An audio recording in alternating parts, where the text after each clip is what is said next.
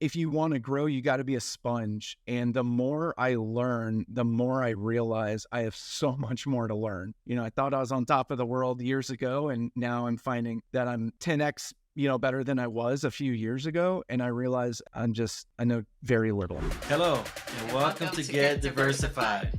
Hello, everyone. We're Jacqueline and Melvin Landry, and we welcome you to our podcast, Get Diversified.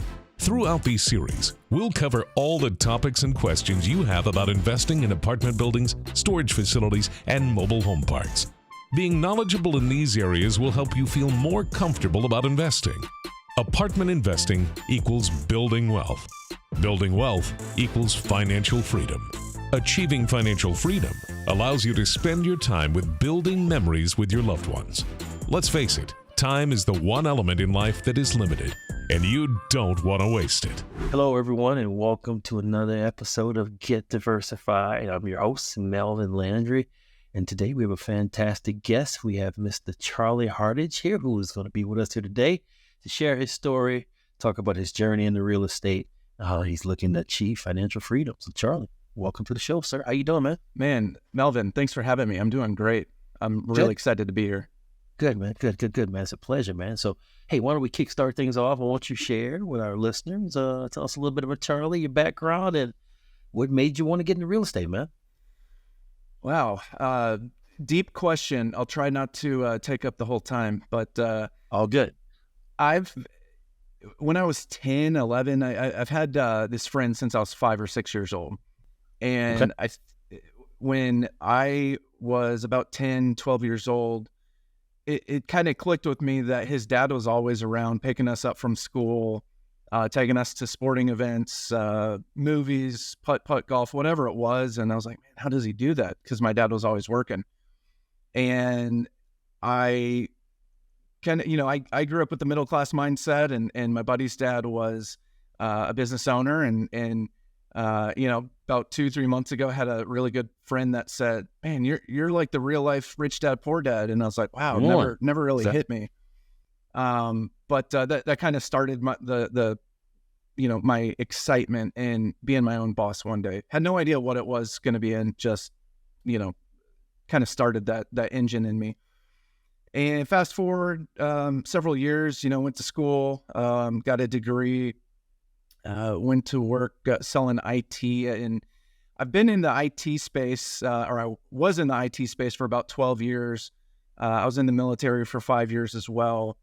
And when I was in the military on my second deployment, you have tons of time over there. And that's I read Rich Dad, Poor Dad, and I was like, oh my gosh, this is awesome.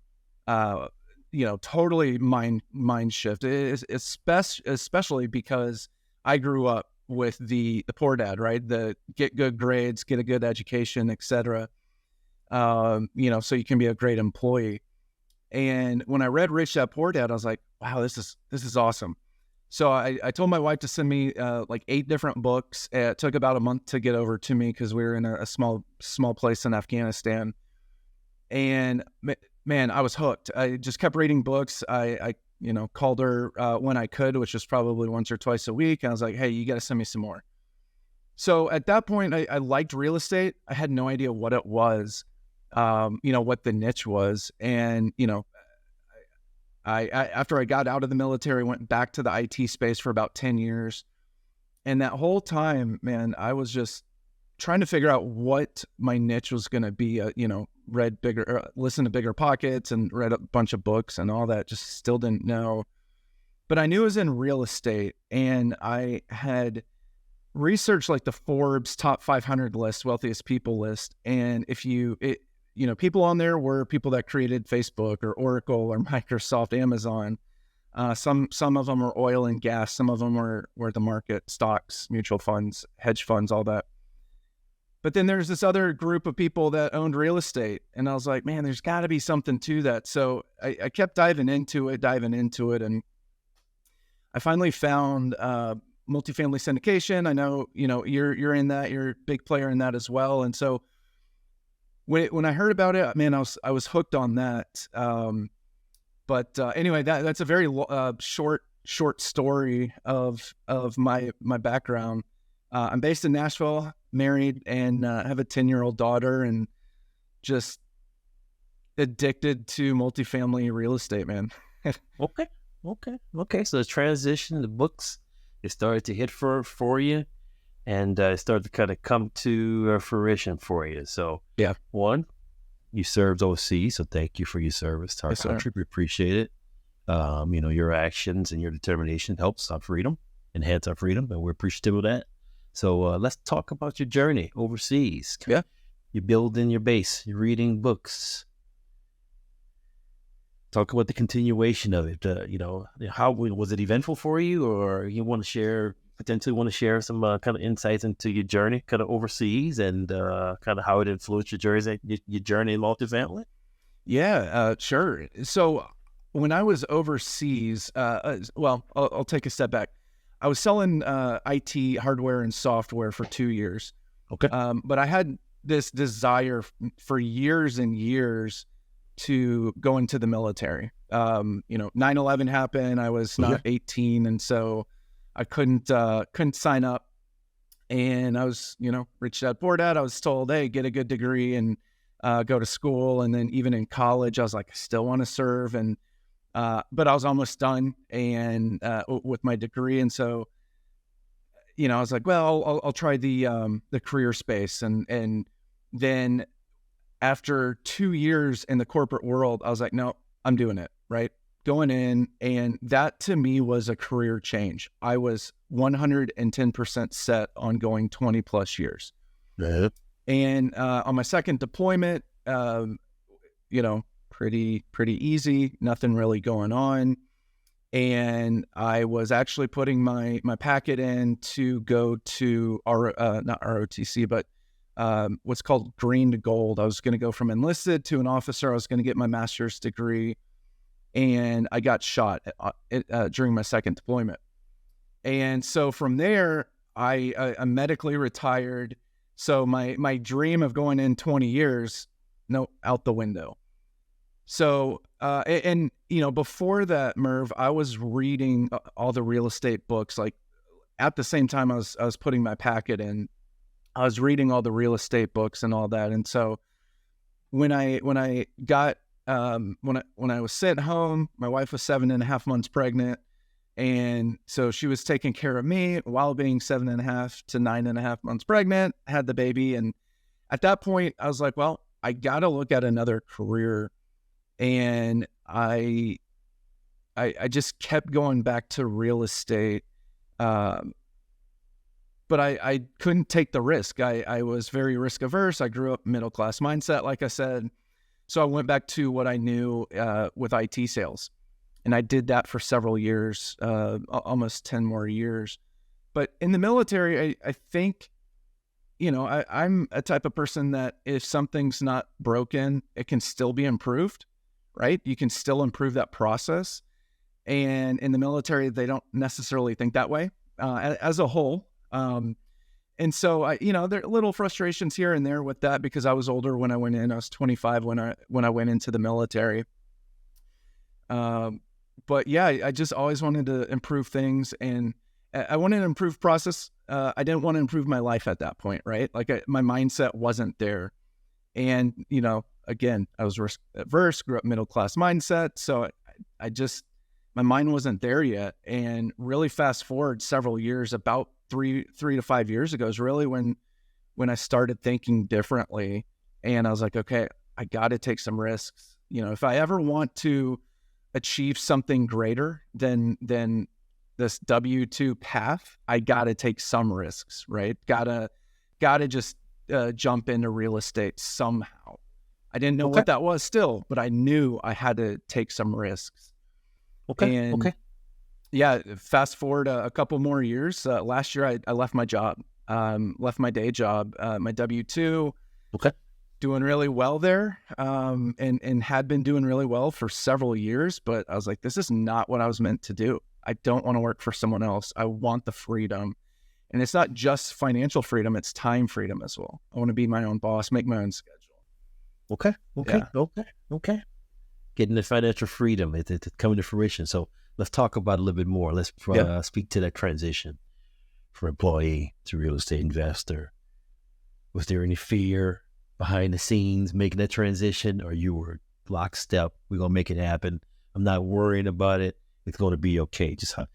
Let's speak for the listeners in terms of, leading up to the transition. Was there a little bit of fear, just the mindset, and Charlie leading up to that critical transition in your life? Man, I think a lot of people, and I don't want to say they have it wrong, but I don't think they're looking at the whole picture, because there's a lot of people that want to take a jump into full-time real estate, or not even real estate, but just having their own business, right? And I think most people look at it as, oh man, I got to replace my income before I do that, before I go into take this leap of faith, whether it's real estate, business, some small business owner, whatever. And for me, I was working 50, 60 hours a week. And even though I knew going into full-time real estate would be a pay decrease, right? We had some properties coming in, or some cash flow from properties coming in.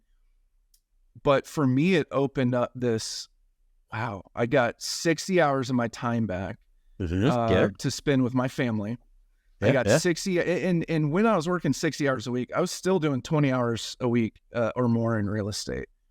And to me, my hobby is real estate. Like, that is what I love to do. I don't go out, to bars. I don't do anything like that. It's over, right? Yeah, that's over. Real estate is my, my family it comes first. But when they're away, when they're at gymnastics or dance or whatever, I'm not watching TV. I'm watching real estate podcasts or listening to real estate podcasts. Doing all that. And so, for me, I went from 20 hours a week on real estate to now probably 80 hours a week, just because I love it so much, man. And so, taking that jump, that leap of faith from W-2, where real estate was a side hustle, to now real estate full time. The old Charlie would have been absolutely not. You're stupid. Why would you even think about doing that? But Charlie 2.0, I'll call him. It's like, no, I need to do this, and so it was, I knew that my income was, our income was going to drop, and I was okay with that, because I knew short term it was going to drop, but long term, I don't think, hey, what's going to happen in 6 months or a year? I think, what's going to happen in 20 years, in 30 years, in 40 years? And so, again, have a 10-year-old. I want to leave a legacy for her, but not only her, it's also the community. I want to, when I was shot in Afghanistan, I struggled with PTSD, mental health, and I still do. But I want to help other veterans that, are in the same spot as me. And it's hard to do it if you don't have a lot of money. Is it? Sure, you have time, but I want to leave just a legacy on the world, on the community, on my family. Wow, it's powerful. Leave a legacy, serve your country, transition, you took risk, you're forward thinking about legacy, you educated yourself, you're continuously educating, you're continuously improving. Yeah. And remember, right? I mean, for the listeners and the viewers out there, look, the education just doesn't stop. I'm an educator myself. I'm a professor. I'm always reading, listening to podcasts, right? It's all about, maintaining health. When I'm out there jogging, I'm trying to listen to somebody's podcast, get educated, because you never know, right? We don't know it all. We don't claim to know it all. I know I don't, even as an educator, but I could always be a small sponge for information, sponge for experience, and a sponge for just motivation. And you're sharing that today. So you served your country, you made the transition. It's going well. The growth trajectory is there. And see you out there marketing, man, from a social media standpoint, man. You're doing fantastic. So appreciate that. That's great to see. So let's talk about a little bit more, while you were in your corporate career, right? Was it a the behind the scenes building block in terms of, man, this is where I want to be, but I got to kind of go through the motions in the corporate career? Or, in terms of, you want to share, I know you said you worked a little bit in sales, tell a little bit about some of the jobs you worked leading up to the transition. Like, turn the switch off, let's move forward. You want to share some insights on that? Yeah. So before the military, I was in IT sales. hardware, software, selling computers for a big name company. Yep. Went into the military. I was there almost 5 years, and then after that, I actually went and got my real estate license because I knew at that point I wanted to be in real estate. I just didn't know what. Okay. I quickly found out that wasn't for me. You're dealing with a lot of people's emotions, a lot of nights and weekends because, helping them buy their dream home. And at the time, my daughter was like 1 or 2, and I didn't get to see her much. And so I said, yeah, don't really want to do this. And I got back into the corporate world, selling more IT because that's what I knew. And I started off, man, it was kind of a slap to my pride because I ended up getting an entry-level job making less money than I did 7 years ago before I had a family. And, at that point, living paycheck to paycheck with a wife and kid, and again, middle-class mindset, I was taught invest everything you can. So we weren't necessarily living paycheck to paycheck but it was by choice. And so what that meant was we put all of the money we could into IRAs, 401ks. Good. Okay. For, again, thinking 30 years down the road. 30 years. Yeah. But that didn't really leave us with a lot of spending money. And so that was interesting. And, something that probably would do a little bit differently. But after a couple of years, I was promoted to a manager, sales manager, did that for a little bit and then got a different job making more money. And that was great. That's really when I was really able to start investing in real estate. And then I got another job where I was a director of sales. And I think from all of that, I learned a lot of different things. From the military, I learned communication. And it sounds cliche, but I was infantry. Communication literally was life or death, right? In some cases. So it wasn't like, oh, I need to get better. It's like, no, if I'm not good at it, something bad could happen. And so communication, I learned from the military extremely well. Corporate world doesn't necessarily follow that, right? And sharing and collaboration and teamwork is also huge in the military, but not in the corporate world. And after having several ideas that were shot down or kind of stolen from me, I guess I could say, I was like, man, I'm thinking about, I got to do something else because I'm not cut out for the corporate world like I thought I was. And just with the positions in leadership, both in the military and in the corporate world, and going back to my time, I've been working since I was 14. Worked at Chick-fil-A and for 7 years. I was a team leader there when I was 16, and so I've always kind of had that a leadership position or a management or team leader role, which is not synonymous necessarily with leadership. By the way, you can be a manager and not a leader, but that's a different podcast, man. Yeah. But yeah, so I just kind of took bits and pieces from all of my different roles, and I truly believe that. And then I went back to school. I have a master's degree in, I call it the soft skills of an MBA, where we do talk about collaboration, teamwork, creating safe environments. And so I think all of that has shaped me to have a small business. And when I took that leap of faith last year to go into real estate full time, it's all just kind of shaped me to, right now it's a 2-person shop. It's me and my partner. But we don't want to be a 2-person shop forever. We want to hire people. We want to create jobs, number one. But number two, we do want to grow, because the bigger we get, the more people we can help, the more apartment communities we can impact positively, the more investors and people we can help create financial freedom.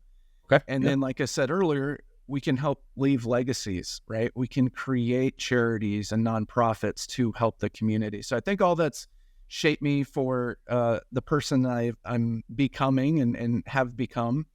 I haven't stopped. I'm continuously growing every day because, like you said, man, you know, I know you're an educator, but if you want to grow, you got to be a sponge. And the more I learn, the more I realize I have so much more to learn. You know, I thought I was on top of the world years ago, and now I'm finding that I'm 10x, you know, better than I was a few years ago. And I realize I know very little.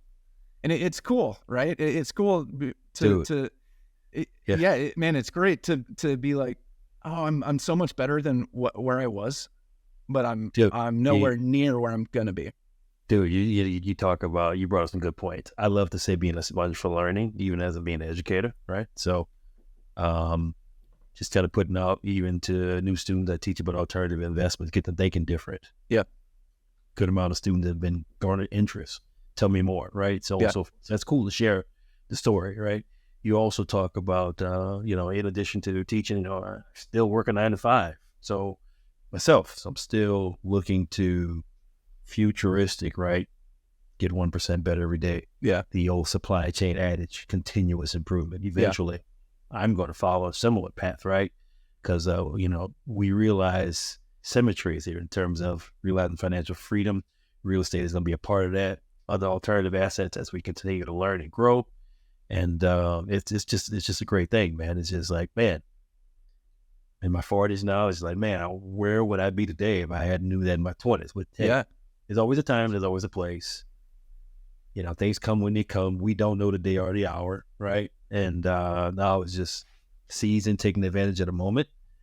In your particular case, man, you know, you've seen trajectories, right? And growth, right? It's been ups and downs. And the fact that kind of where you're at now is really fantastic to see, which is, credit to you, man, and your growth and, you know, your direction and your openness to take on education and grow. You're doing that. So great stuff. Let's talk about, one more point. Go ahead. Yeah. I wanted to mention that, you know, that 1% better every day. And then you mentioned, you're in your 40s. And if you knew that in your 20s, you know, maybe you'd be in a different spot. I used to beat myself up over that too, you know, just thinking, man, if I knew this when I was in high school or college the first time, or, you know, after college, but the reality is my mindset wasn't there, you know? And so for your listeners, don't beat yourself up over this. If you're 30s, 40s, 50s, 60s, and now just finding something out, it's not too late to educate yourself. It's not too late to start doing what you love. If you're not doing it already, man, that gave me anxiety. That used to really frustrate me of like, man, I wish I knew that, you know, I wish I invested earlier, but I didn't. And you can't change the past, but you can change the future. Right. And so, go back to school if that's what you need, learn about real estate if that's what you want, learn about a business, whatever it is, man. It's not too late. I went back to school in my late 30s. My wife went back to school. She looks like she's in her 20s. I'll just leave it at that. She's not, but it's not too late. You can always improve yourself. So anyway, just wanted to add that point. Yeah. That's a great point, Charlie. I mean, I think about the aha moment for me, right? Mm-hmm. Charlie, I got 3 degrees and was about to finish a 4th, and just kind of realized at the junction, like, man, why am I beating myself up against the wall? I could never garner the amount of wealth, income, extra disposable income by getting a 4th degree versus what I can do if I really focus on real estate. There's an opportunity cost to that. And I teach econ. It's like, wait a minute, man. You know, if anybody should have realized I got the light bulb, initially should have been myself. So I don't kick myself, right? The journey was what it was, but I've accomplished a lot. But now it's kind of full steam, man. I need to be diversified. Hence, Get Diversified, part of our podcast here. Alternative assets. You got a 10-year-old, I got an 8-year-old. So it's about building legacy for them and trying to get caught up ASAP to really set the stage for them. So, you know, they can be financially independent. I'm aiming for my guy by the time he's 21. So we're trying to, try to get him invested in an LP or deal with kind of him as the lead this year, right? Got him an LLC. He helps out, right? We're still doing a little bit of remnants of single family, which is actually going away as we transition fully to multifamily and self-storage and alternative assets, where we're kind of building a pipeline and we have a plan to kind of execute along and kind of get him in the journey as well. We live, breathe, sleep, and talk about real estate and alternative assets, finance and credit in this household. Yeah. That's kind of it. It's kind of been, that's what's in the air here, right? Man, so it's that's pretty awesome. cool to see, and our son, he's learned as well, man. That's so, awesome.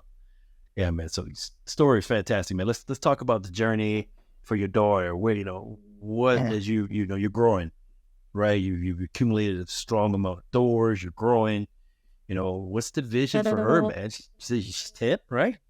Yeah, she is 10. She is, it's interesting because really in the last few years, my wife and I have had this mindset journey. So we get to share this with her, but we do have to realize she's only 10, right? She is a kid. And so, my dream for her is I don't care what she wants to do. No, do not care. I want her to live her passion, which I'm doing now, but I'm not doing that when I was, 18, 19, 20. True. And that's okay. But I want her to live her passion, but I also want her to invest and to know that, not grow up the way that I did and my wife did of get a good job and good degree and all that. And so with my daughter, and I came about it as, you got to get into real estate. And if I bring up real estate, the next word she says is boring, because real estate is boring. That's fine. You don't have to be a, real estate professional or anything like that. But I do want her to understand, hey, doesn't matter what you do for a job. If you are working a W-2, if you're a business owner, franchise owner, real estate professional, but you got to invest, right? And instead of going out spending all that money at bars like maybe I did. Like we used to do, right? Maybe. When my daughter listens to this, no. Yeah. But you got to invest in yourself. And, number one, that's education, right? Doesn't have to be college, just because I have my master's and my wife is almost getting hers doesn't mean my daughter needs to go to school. And we've been very clear on that. She doesn't have to, but she needs a plan. She needs some type of plan. And I'm totally pro universities and colleges if it makes sense. But I think, for her, I want her to be able to make sound financial decisions. And man, I know we've been friends on Facebook and LinkedIn for a long time. I love what you're doing with the flashcards and all that with your son. And I've not done that. I have not done flashcards or terms or talked about credit with my daughter, but I have talked about stocks and mutual funds and investing, obviously real estate a ton. I think that's extremely important because I grew up with that, but I grew up with the do it passively IRAs while your main focus is your job, and your secondary main focus is your retirement in 50, 60 years. That's when I was a teenager. And I want to teach her, hey, you can achieve everything you want, but you need to start early and don't just go with the crowd, right? Don't just do what everyone else is doing, because if you do what everyone else is doing, you're going to have this phenomenal, air quotes, nest egg when you retire. But in 50, 60 years, it's not going to be a huge nest egg like we not necessarily hope it would be, right? Not necessarily true. Yep. Yeah. And then we're also in the process of buying a business. And it's not a passive business. We're not getting investors. It's just going to be a small family business. But what's really cool about that is we've talked to her about that and how she can help, and she's pumped up about that. So she wants to help. And I told her yesterday, we were driving to her class, and I said, we want you to have ideas, right? And this goes back to the leadership that I was in previous jobs and the degree. We want to create a safe environment so employees or in this case our daughter can come up with ideas. Maybe it's a terrible idea, but you can't say, oh, that's dumb. You can say, maybe that's not the best way. What if we did it this way? And then because if you shoot them down, they're not going to come up with another idea. But if you say, hey, that doesn't really work in this case, what if we tried it this way? And they're like, oh, that's great. So they'll always bring new ideas to you. And I told her yesterday, I said, if you come up with an idea, you can run with that. And that would be your business. And we'll help you. We'll help you as much as we can, but that's your business. I mean, dude, imagine if she could come up with something when she's 15, 16 years old, making more money than I made in the IT world when she's 15. Yeah. And so anything's possible. Yeah. And so going back to that alternative investment, maybe it's not necessarily real estate day one, but if she can have her own business and then have some extra income to grow the business, or take some of that profit and either reinvest that into the business or my heart, reinvest that into real estate, dude, she can do anything she wants and she'll only be like 18 years old.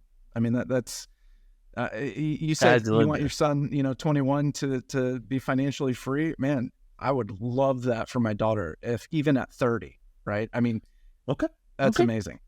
Hey, man, yeah, man. So my little guy, he wants to be a pilot, right? So he lives, breathes airplanes, looking at YouTube, simulators. And pretty soon he's going to be going up on his first, his first trip with a pilot at age 8. Oh. And, we recently joined him in the Young Eagles program. So it's on his brain. It's not going anywhere. So we do an air show every year in Wisconsin. And we went last year for the first time. We're going again. And it's going to be a constant ordeal, right? And there's colleges there too, looking for talent. So if we keep being frequent visitors, right, to see the same face, it may bring opportunities for him to kind of fulfill his dreams. But he can still be an investor. He can still invest in apartments, and he can still get financial freedom while he's living out his passion. And I would provide similar sentiment and recommendations to you for your baby girl. So have her live her dreams, but hey, keep putting the investment tidbits in her ear as well. It doesn't hurt, right? She'll get there. They all get there. It's more me, trying to figure out how to talk to her about it, right? It's not her. It's me trying to guide her. And I think that's something I've realized too. I could tell her all day, every day, but she's not going to listen to me the way I've been coming at her, and so I need to say what's in it for her as opposed to what's in it for me, right? Yeah, baby steps. She'll get there. She'll get there. So, but Charlie, man, this has been fantastic, man, to kind of hear your journey, your growth, moving and shaking in the space, and your view on legacy for your kid, and for you and your family, man. So as we kind of close up, Charlie, I'm gonna kind of lead with his last quick question, man. Best piece of advice anyone has ever given you, whether older or younger, with some advice that kind of sticks to heart for you today. We mentioned hearing things that when you heard it, you weren't ready for it, right? Mm-hmm. And so in my opinion, everything happens for a reason. Probably 8 years ago, someone very wealthy, very wise told me, don't work for your money, have your money work for you. And 8 years ago, I was like, oh, that's cool. But I mean, I still go back to that. And it wasn't this massive presentation or anything. It was just on a phone call. And, our phone call, we probably said, I don't know, 10,000 words, but it was that one sentence or whatever, 2 sentences that really stuck with me. And I think only a few years ago, it really hit me of, resonate. Oh my gosh, I know what he's talking about now. Okay. So don't work for your money, have your money work for you. Look, viewers, listeners, you heard it from Charlie himself. Best piece of advice he's ever been given. He's taking that to heart now, and he's indeed having his money work for him. He's in the real estate space. He's a mover. He's a shaker. He's growing. Fantastic story, and we're happy to have you on the Get Diversified show, Charlie. So with that, man, we'll go ahead and wrap it up. Won't you share for the listeners and the viewers how folks can reach you? Yeah. The best way to do it, I'm on all the socials, or most of them. I don't know if MySpace is still a thing, but I'm not on that. But it's old school, man. Yeah. Just joking. Best way is by our website, hkigllc.com. Okay. If you scroll to the bottom, my calendar's there, or just to the right of that, you can contact us, and yours truly will reach out to you.